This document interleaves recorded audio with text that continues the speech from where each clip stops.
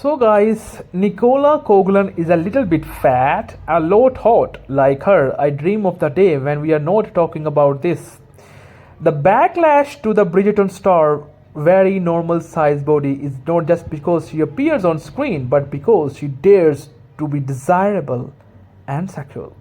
Every often a celebrity goes on a public city tour that is so undeniable charming that it ends up all over the internet. Right now, it is Nicola Coughlan, who is traveling around the world talking to people about her saucy starring role in the new season of Bridgerton. I, queer, fat, middle-aged, horny, am the exact demographic to receive this content. Her turn as a straight-edged lesbian Claire in Desi Girl is an incredible component of one of my favorite comedies. Tours like this can be risk, given that director has to get to famous people opinions, but Coughlan has only endeared herself to more from doing impressions from her favorite Australian married at first sight contestants to being one of the rare public figures to call for a ceasefire. She is funny and outspoken Irish, yet despite all the major steers she made is down to her character Penelope sex scenes in 1800 Bridgerton. What could be crazy? Do cousin makes love? Do someone's wooden tooth fall out in an inopportune moment?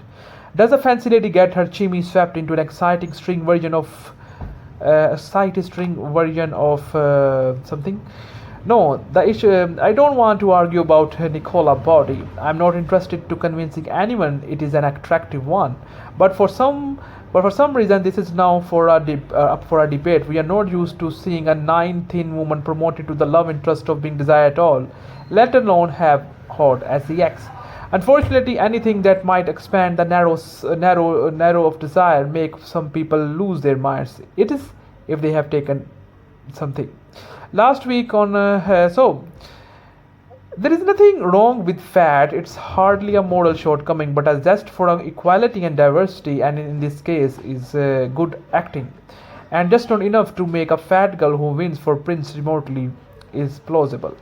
The hatred of anyone outside the ideal of a stick thin is so ingrained that people will try to convince themselves that this woman is unappealing, and will even say it is publicly in a column or in a comment section. It pisses me off that I have to talk about this, and we know from Nicola being outspoken that the conversation about her body rightly pisses her off too.